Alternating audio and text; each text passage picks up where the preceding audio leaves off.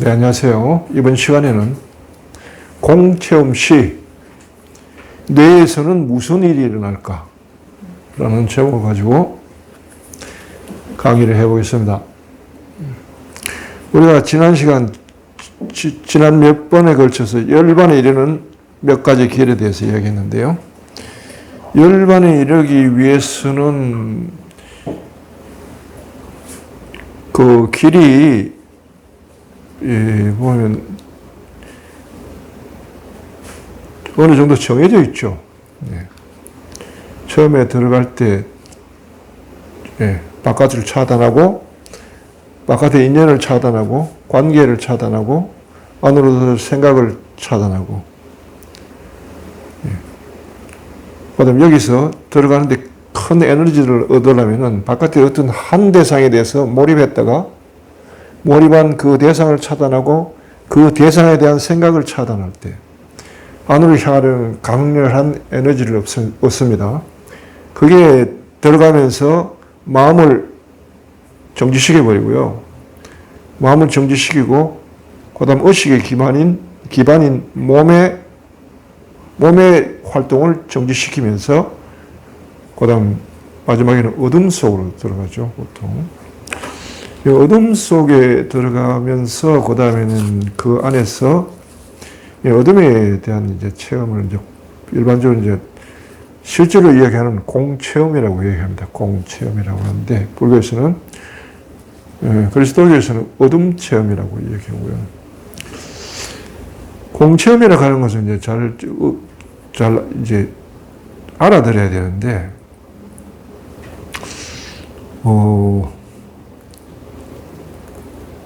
뭔가 비어있다는 뜻이잖아요.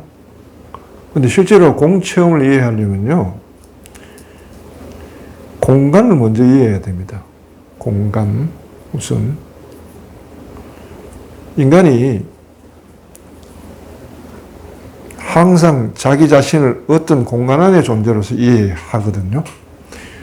오늘 우리가 다룰 이 내용에 있어도 인간의 뇌에 이게 후측, 이 뒤쪽에 있는 두정력, 거기에는 좌우 신경 다발이 있어요. 오른쪽 다발은 인간의 공간 인식을 제공하는 거예요. 그래서 쉽게 말하면 나는 지금 어디 있는가에 대한 질문을 주는 역할을 하고요. 질문에 대한 답을 주는 역할을 하고, 왼쪽에 있는 두정력은 몸에 대한 센스를 가지고 있어요. 우리 몸에 대해서 항상 몸으로부터는 나라는 센스를 가지고 있어요. 그래서 그 센스를 가지고 우리는 나다라고 인식이 되는 거예요. 그래서 나는 지금 어디에 있는가라는 부분에 대해서 뇌가 이미 작동을 하면서 항상 파악하고 있다는 사실. 그게 과학적으로 증명이 됩니다. 지난 시간에 나의 체험을 할 때 내가 어둠 속에 들어갈 때 마지막에 나에게 떠오르는 질문이 나는 지금 어디에 있는가? 나는 지금 어디로 가고 있는가? 그거였거든요. 그리고 마지막에 그것이 해결되면서 이제 열반 체험으로 건너가 버린 겁니다. 빛과 생명의 세계를 체험하게 됐는데요. 그래서 이제 어둠 속에서 어둠이 우주로 체험되는 공이라고 할 때 이제 공은 하나의 어둠으로 체험되기도 하고 공이 실제로 체험될 때는 이제는 우주로 체험돼야 되겠죠. 자, 이런 면에서 이제 공인데요. 그래서 인간은 항상 공간 안에 있는 나를 인식해요. 인식 행위의 첫 출발이 그겁니다. 그거 없이는 인식 행위가 일어나질 않아요. 나는 지금 어디에 있는가? 부터 시작해가지고 나는 지금 어디 있다라는 인식이 돼야 그 다음에 마음이 안심을 하고 안정을 얻고요. 그 다음에 인식 행위가 시작돼요. 그 존재하기 위한 근거죠, 그러니까. 그래서 나는 지금 어디 있는가? 라고 할 때 자기를 항상 공간 안에 있는 나로 생각한단 말이에요. 공간이라고 하는 것은 뭐예요? 3차원이잖아요.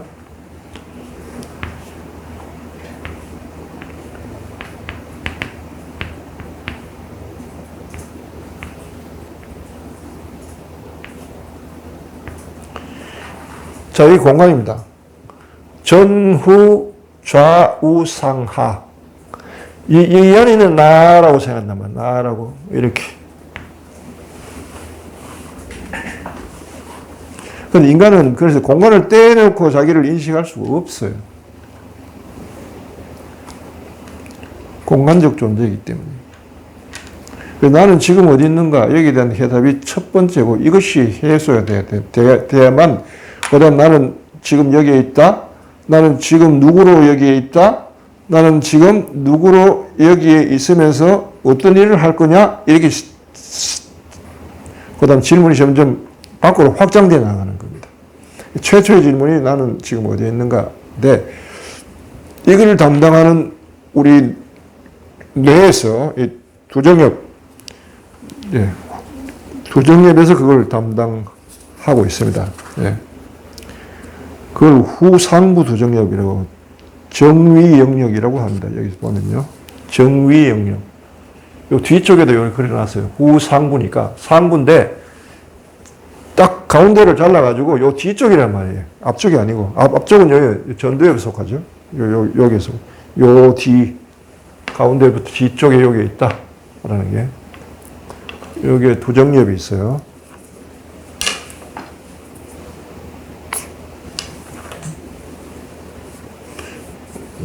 거기서 그걸 담당합니다. 이게 굉장히 중요해요. 그래서 공을 체험한다 하는 것은 공간 속에 자기를 인식하는 인간이 공간을 떠나버리는 거예요. 자, 이 공간을 떠나려고 하면 어떻게 하면 공간을 떠날 수 있어요, 인간이? 무슨 공간이 어떻게 만들어진지를 봐야죠. 전후, 좌우, 상하. 공간인데, 전은 무엇의 전이에요? 후는 무엇의 후예요? 네. 그렇죠. 나를 기준으로 하고 내 앞, 내 뒤잖아요. 그래서 항상 3차원적 인간은 중심이 있는 거예요, 중심. 그 중심이 뭐예요? 그게 나란 말이에요, 나. 나라는 의식, 그게 중심이에요. 나라는 의식이 있고요. 나라는 의식이 있으면서 나를 의식할 때 내 앞, 내 뒤, 내 왼쪽, 오른쪽, 상하에 대한 인식을 가지는 거예요. 최초의 인식이 공간 인식이라는 거죠, 인간. 바디 인식과 더불어서. 나 의식과 더불었어요. 그러니까 나를 쳐버리면은 공간이 해체돼 버리죠. 내가 없으면 공간이 해체되죠. 이렇게 해서 여기 가운데 있는 나를 쳐버리면은 이 공간 자체가 해체돼요. 공간이 해체되고 남는 아무것도 없는 이 영역에 대한 것이 이게 공입니다.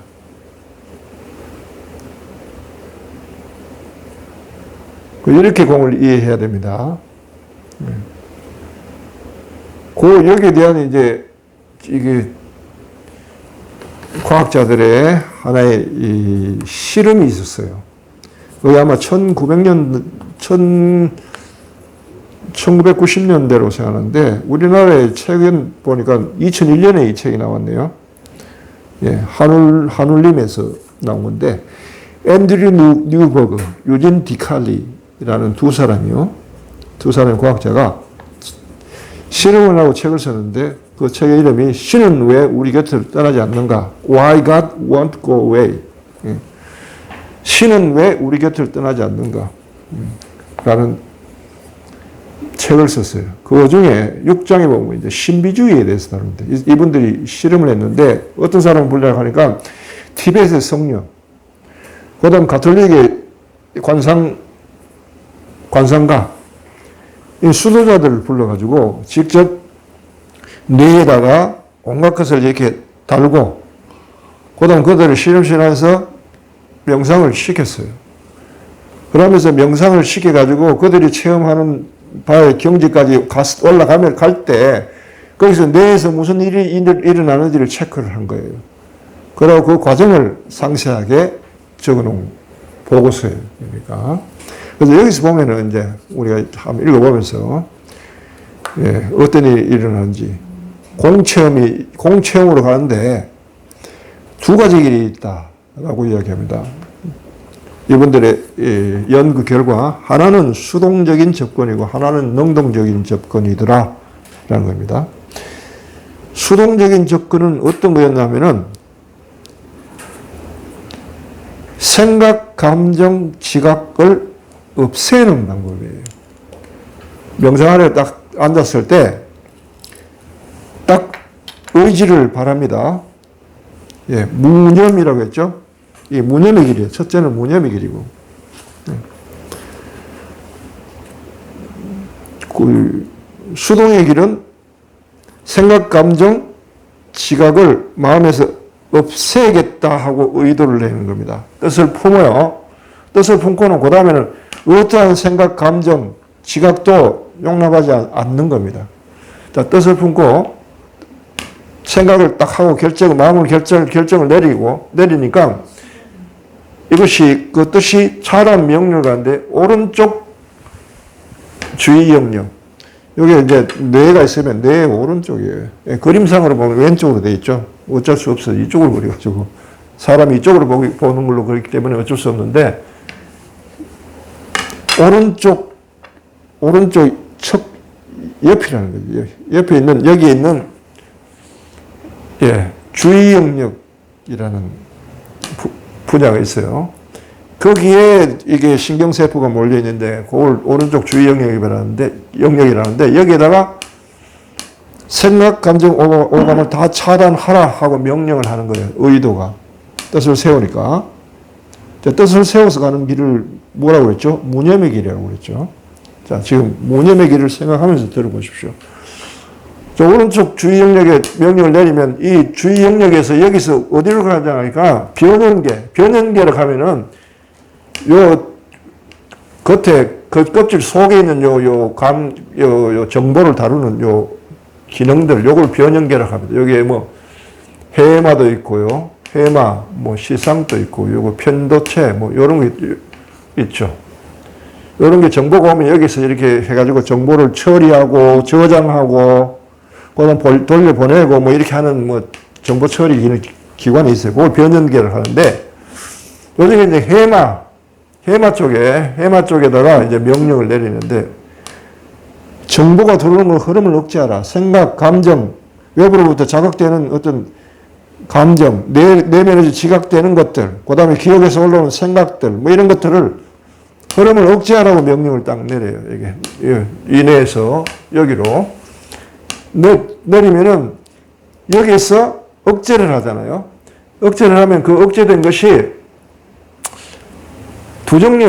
두정립역에 있는 정립 영역 이쪽으로 이제 들어가는 정보 여기는 들어가는 것이 지금 내가 어디 있느냐 하는 공간 지표 그 다음에 나라는 내 몸에 대해서 올라오는 나라는 내 몸에 대한 센서 감각들이 있는데 여기로 들어가는 그걸 차단시켜 버린다고요.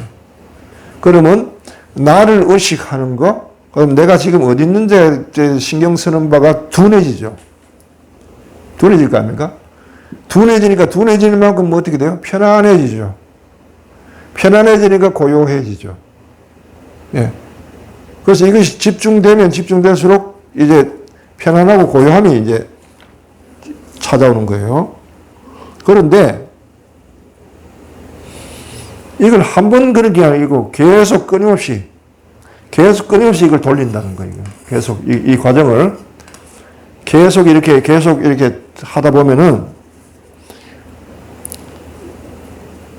단계가 심화되면은 주의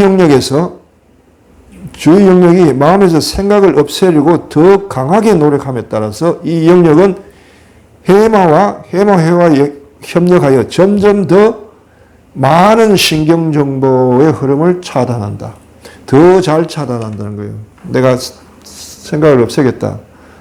느낌에서 올라오는 것들, 생각에서 올라오는 것들, 몸에서 올라오는 어떤 반응들, 또 어떤 자극되는 것들, 아니면 기억에서 올라오는 것들을 차단시킨단 말이에요. 처음에는 크게 차단하겠다는 마음으로 차단시키지만 조금 성그려가지고 좀 빠지는 것들이 있겠죠. 그런데 가능할수록 촘촘하게 그것이 차단이 된단 말이에요. 이렇게 차단이 되다 보면은 점점 이제 계속해서 신경 차단하면 차단할수록 이게 흐름을 차단하니까 어떻게 속에서 압력이 세지죠. 예, 그 반탄력이 세질 거 아닙니까? 그러니까 반탄 에너지가 생기는 거예요. 예.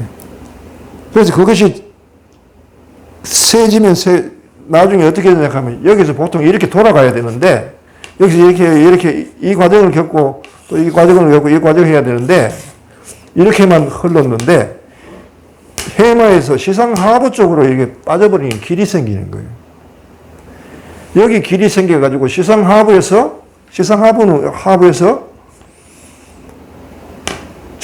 뭐냐 하면은 우리가 자율신경계라고 있죠. 자율신경, 억제하거나 흥분하는 거. 이걸 자동적으로 조절하는 게 자율신경계잖아요. 시상하부에 들어가면 자율신경계를 조절하면서 강하게 억제하는 거예요. 네. 강하게 억제하면서 오는 그 생긴 이게 강한 에너지가 더 강해지죠. 강도가 더 강해지고 점점 에너지가 축적되는데 이것이 어디로 가냐 하니까 여기에서 주위 영역으로 도로 이 위로 올라가는 반사회로가 이렇게 역류가 생기는 거예요. 이렇게 흐르는 게 아니고 여기서 이렇게 역류가 생겨서 다시 이쪽으로 치고 올라가는 거예요. 그러니까 이게 여기에서 이게 어떤 흐름이 생기니까 여기서 도는 흐름이 생기죠. 이렇게 하나에 회전하는 하나의 흐름이 생기면서 이 흐름이 굉장히 점점 가면 갈수록 굉장히 강해지고 세지고 마치 처음에는 시냇물이었는데 이게 점점 갈수록 계곡의 급류가 돼가지고 거침없이 그냥 돌아가는 겁니다. 반사회로가 생겨가지고. 예. 그 다음에 이게 강하게 가면 갈수록 그 다음에는 아주 고요하게 되고 그 다음에 외적인 것로부터 완전히 이탈하게 되고 그야말로 우리가 평정심이라는 수준까지 올라가는 거죠. 예, 보통. 예. 그것이 한 번 지나갈 때마다 명상의 고요함 수준은 점점 깊어지게 된다. 예. 그러나 마음에서 생각을 없애고자 하는 명상가의 계속된 의지는 신경 에너지의 축적을 초래하고 그것은 정위 영역으로 들어오는 모든 감각의 흐름을 차단하는 노력을 더 적극적으로 기울인다. 이게 강하면 강할수록 이쪽으로 가야 되는데 이쪽으로 가지 않고 이걸 차단해버리니까 여기서 이렇게 내려가고 이렇게 돌아가 버리는 거예요. 예. 이러면서 억제하는 능력이 최대치에 이르면은 소면서 여기에 반해서 흥분치도 최대치에 올라가는 거예요. 여기서. 억제와 흥분은 서로 상반관계에 있으니까. 이럴 때 신경에서 하나의 폭발이 일어난다는 거예요. 폭발. 그걸 일출이라고 하는데, 일출요. 신경적인 일출, 흘러 넘친다는 거죠. 그와 동시에 흥분과 반응, 억제와 흥분의 이 반응 물결로 휘감기면서 그다음 극도로 흥분한 신경의 활동이 폭발을 낳게 되고 이것이 이쪽으로 들어가는 정보를 완전하게 차단해 버린다는 거죠. 그 수백만 분의 1초 안에서 정의 영역의 수입로를 완벽하게 차단해 버리는 거예요. 그러면 여기에는 완벽하게 차단되니까 이 두 가지 중에서 오른쪽에 있는 공간을 만드는 방이 있죠. 공간을 만드는 방에 여기에 대한 정보가 하나도 안 들어가니까 어떻게 돼요? 공간 인식이 사라져 버리죠. 정보가 없으니까요. 예. 마치 우리가 뭡니까? 홀로그램처럼 이렇게 쏘아서 가상 공간을 만드는데 정보가 안 들어가니까 사라져 버려요. 물리적으로 경험하는 신경 토대를 만드는 일을 하는 오른쪽 정의 영역, 예. 여기에 들어가는 정보가 완전히 결여돼 버리죠. 그러니까 이 오른쪽에서 정의 영역의 오른쪽에 있는 이 신경 다발이 정보를 안 주니까 그다음 뭘 하니까 유일한 길로 탈출하는 유일한 길로 전혀 존재하지 않는 주관적 감각을 만들어내는 거예요. 예. 공간이 없는데 그게 주관적으로 감각을 만들어낸 그게 뭐냐? 공이라고.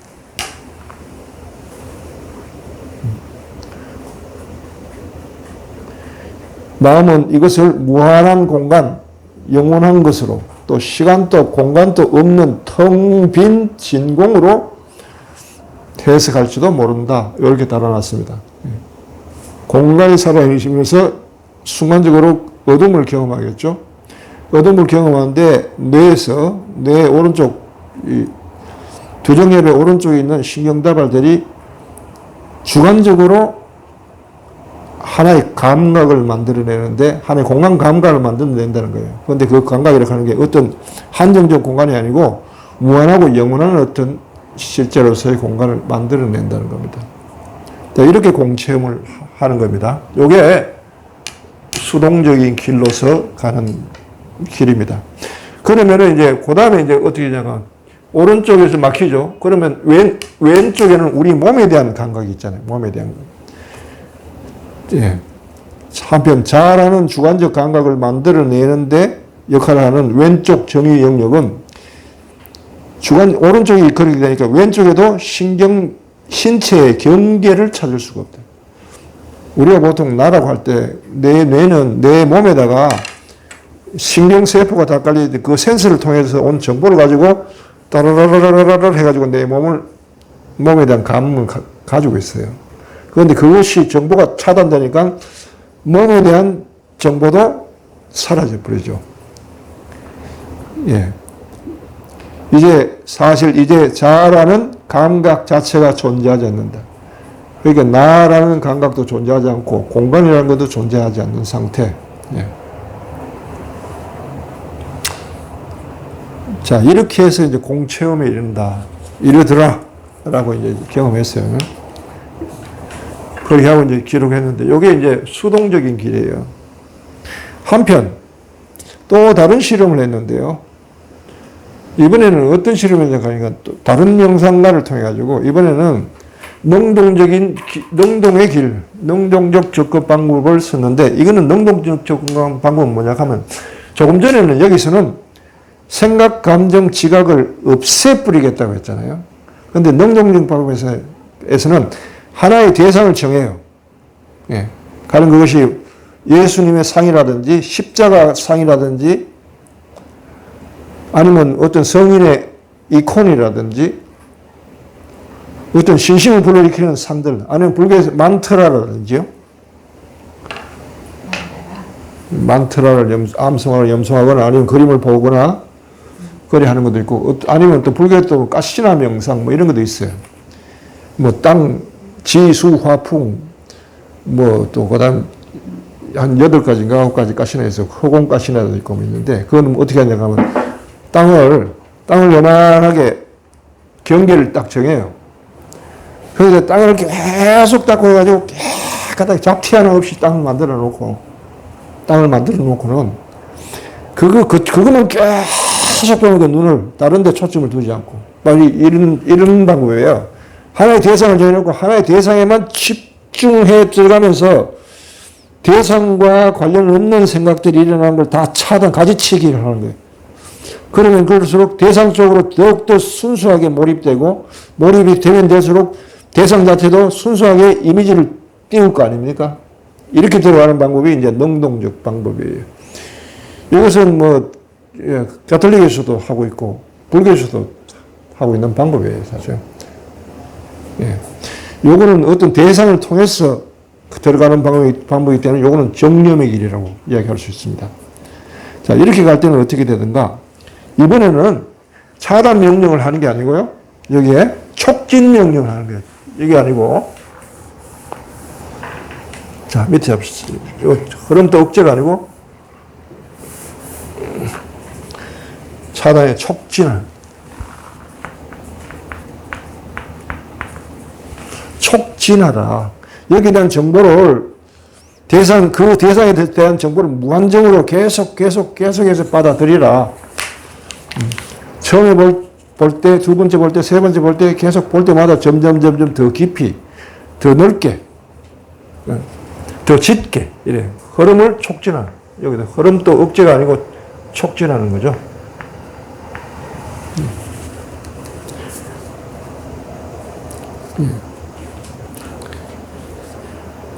자, 이렇게 해가지고 계속 하나의 정보만 여기다가 넣는 거예요. 예.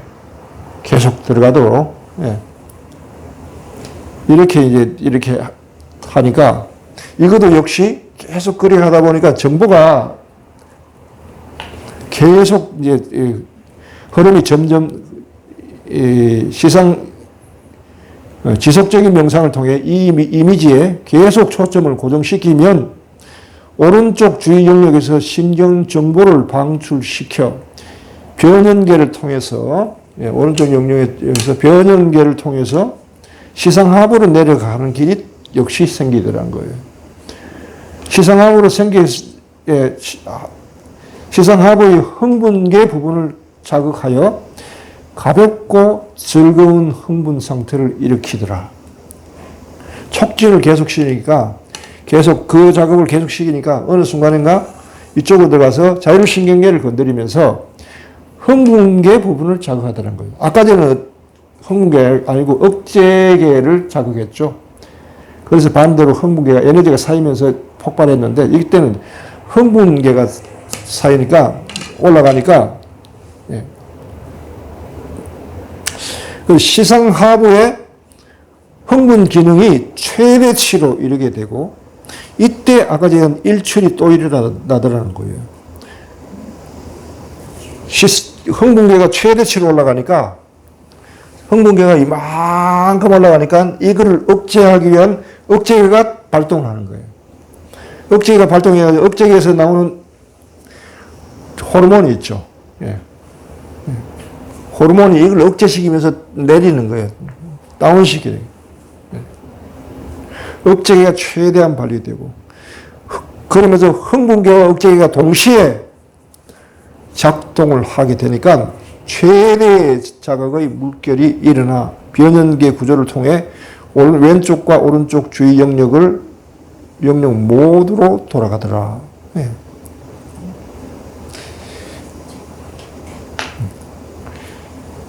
여기서는 이건 안 생겼어요. 반사회로는 이 뒤로 돌아가는 건 없는데 억제를 안 했기 때문에 여기에서 시상하부에서 흥분계를 고조시키고 그다음 고조시키니까 이거를 억제하기 위한 호르몬이 하면서 억제시키고 그다음 이게 흥분시키고 억제시키고 흥분시키고 억제시키고 이 하면서 할수록 계속 강력해져 가지고 이 자체가 그대로 여기에 전달이 되어 버립니다. 이렇게 해가지고 이번에는 이렇게 가서 도는 게 아니고 이렇게 가서 이렇게 가버린 거예요.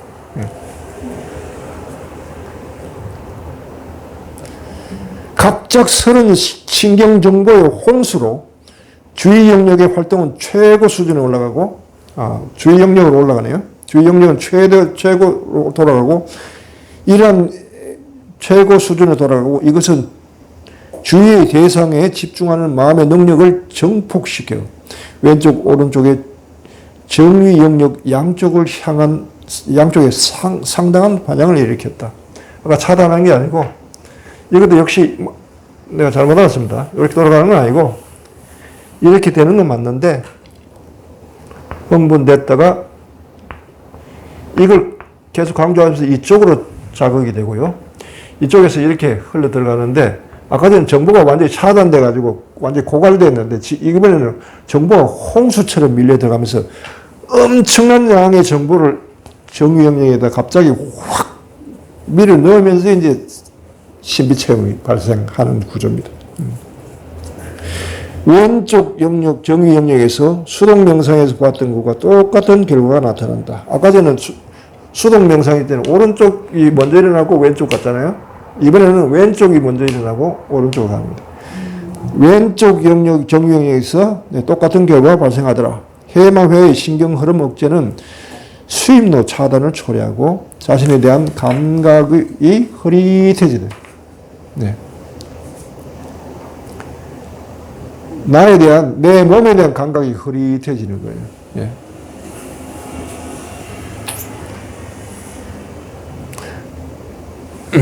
그러나 오른쪽 정의 영역에 미치는 효과는 아주 다르게 나타난다. 주의 영역은 오른쪽 정의 영역에서 예수의 이미지에 점점 더 강하게 집중하도록 하고 있다는 사실을 기억하라. 그러니까 아까 전에 계속 이게 정보를 뭘 농약하니까, 자, 지금 예수상에 대해서 얘기합니다. 예수에 대한 이미지를 계속 강조하니까 예수에 대한 이미지는 강력하게 되고 더 선명하게 되고 순수하게 돼가지고 그걸로 확 들어갔죠. 예. 그 이미지가 들어가면 들어갈수록 나에 대한, 자아에 대한 이미지가 약해지는 거예요. 흐릿해지는 거예요. 예. 그래서 마지막에는 뭐가 남나 하니까 순수하게 예수 그리스도의 이미지만 나에게 꽉 차면서 자아에 대한 인식, 내 바디에 대한 인식 자체가 들어설 여지가 없죠. 그래서 오로지 예수 상에 대한 이미지만 꽉 차게 되는 거예요. 예수 외에는 공간적 실체를 만들어낼 수 있는 재료가 아무것도 없다. 이 과정에 계속되어 쓸데없는 모든 신경 정보들이 없어지고 예수 상에 대한 이미지 이외의 건 다 없어지는 거예요. 마음의 집중이 더욱 심화됨에 따라 예수의 이미지는 점점점 확대된다. 그리고 마침내는 마음에 아주 깊고 폭넓은 전체 현실로 인식된다. 이제는 예수는 이미지가 아니고 현실로 다가오는 거예요. 예수와의 만남은 실제적으로 살아있는 분을 만나는 것 같은 현실로 자각이 된다.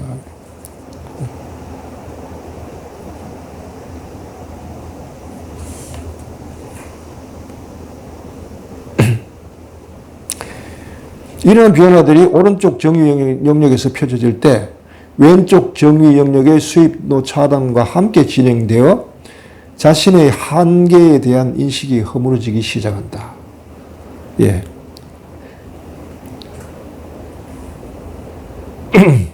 근데 방금 이야기한 겁니다. 오른쪽 영역으로 예수 그리스도에 대한 이미지에 대한 정보가 확 들어가니까 이것이 점점 크면 클수록 이제 자신에 대한 한계, 자기 자신에 대한 인식의 한계점이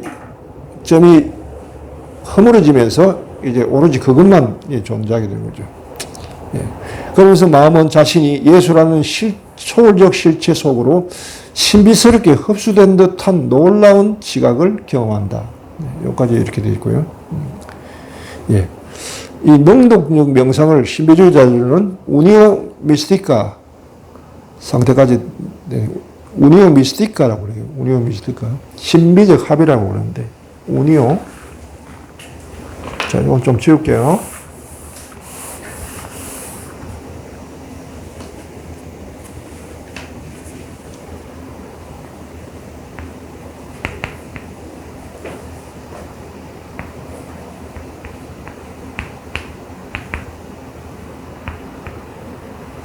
우니오 미스티카. 신비적 합일.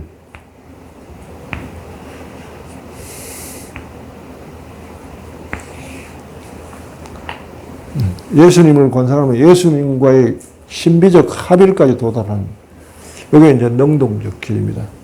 두 가지 길에서 얘기했는데요. 두 가지 길에서 이 결론은 뭐냐면은, 두 가지 어느 길을 가든 간에 결국은 공체험이 나타나는 거예요. 공간에 대한 인식이 없어지고요. 그 다음, 나라는 자아에 대한 인식이 사라지고, 에고에 대한, 바디에 대한 인식이 사라지고, 그 다음 공간에 대한 인식이 사라지면서 공체험이 일어나고, 공체험은 처음에는 그건 하나의 어둠으로 체험되죠. 그런데 이 뇌가 거기에서 주관적인 어떤 감각을 만들어내더라. 그거는 무한하고 영원한 어떤 공간으로서 체험되는, 공으로서 체험되는 경험을 낳더라. 라는 결론입니다. 여기 관심 있는 분은 이 책을 한번 보십시오. 근데 이게 책은 사진을 못 하더라고요. 도서관에 가서만 빌릴 수 있는데, 그것도 큰 도서관에 가야 됩니다. 나는 이게 남산 도서관에 가서 이 책을 그냥 빌릴 수는 없고, 그다음 특별하게 또 이야기를 해야만 빌릴 수 있는 아주 이렇게 오래된 책이고 잘 찾지 않는 책이라서 그런지 일반 도서로는 이렇게 나와 있지는 않더라고요. 작가가 뉴버그하고 앤드류 뉴버그. 예, 앤드류 뉴버그.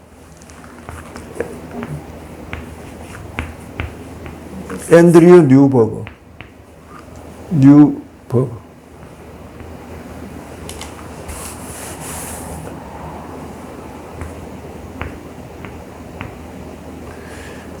와, 유진?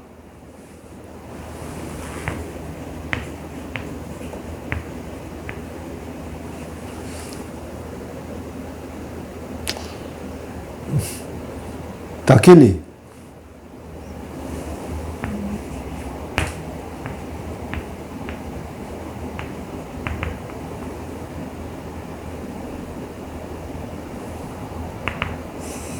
네. 2001년 책이 한울림에서 나온 책인데, 우리나라 번역, 영어로 사보실 분은 Why Won't Go Away 이라는 책을 주문하시면 돼요. 영어로 된 게, 영어로 된 게 오히려 나을 수 있습니다. 왜냐하면 Why won't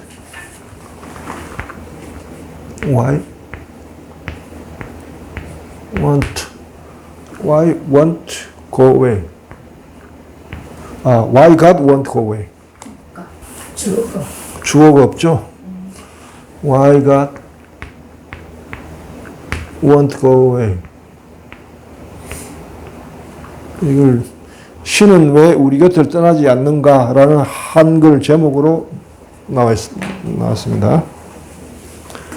자, 이렇게 해서 과학적으로도 이 신비 체험에 대해서 실험을 했고 이렇게 기록이 되어 있다는 거예요. 그리고 그 길 자체가 가는 길이 시공간이 사라지고요. 시공간이 사라지고 나는 지금 어디 있는가, 어디로 가는가 하는 어둠 체험으로 들어간다. 어둠 체험을 여기서는 뇌가 공이라는 주관적 감각을 만들어낸다고 했는데, 확실한 것은 아니고, 그 같다. 이렇게 얘기합니다. 예, 그 같다.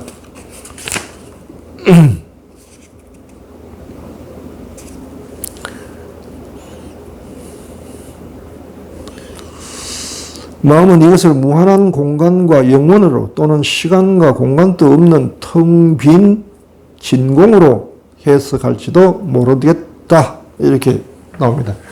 예. 그 공체험 안에서 공체험으로 들어가고 처음에는, 두 번째는 하나의 그리스도와 일치 신비적인 합일로 가고요. 또 신비적으로 합일로 갔다가 그 다음에는 의식이 집중하는 것이 느슨해질 때는 그 다음 단계로 공체험으로 가더라라는 이제 결국은 궁극적으로 다 공체험에서 만나더라라는 결론인데, 예, 공체험으로 들어가고요. 예, 어둠이 하나의 공간으로서 체험돼야, 이 공간은 어떤 한정적인 공간이 아니고 우주 자체가 공간으로서 경험되는 그 경험이 있을 때, Where am I? Where I'm going? 이라는 거기에 대한 답이 주어지고요. 그것이 해결돼야만 Where am I에서 Where라는 것이 해결점을 찾습니다. I am, 나는 어디에 있다. 예. 나는 어디에 있다. I am 답이 있는데, 예. 결국은 I am의 문제죠. 근데 Where am I? 이게 답인데, 이게 질문인데, Where am I? Where I am? 여기에 대한 답이 I am. 여기 뭐가 경험이 돼야 돼요. 그러면서 이것이 해소가 돼야 돼요. 그 다음에, 예, 각성, 깨달음이 일어나기도 하고, 이걸 열반이 일어나기도 하고, 좋습니다. 뭐라고 이야기해야 돼요? 빛, illumination. 예. 빛의 경험이 일어난다고 이야기할 수 있겠죠. 자, 오늘은 과학을 통해서 본 깨달음의 길, 공체험 시 우리 뇌에서는 무슨 일이 일어나는가에 대해서 알아봤습니다. 여기까지 하겠습니다.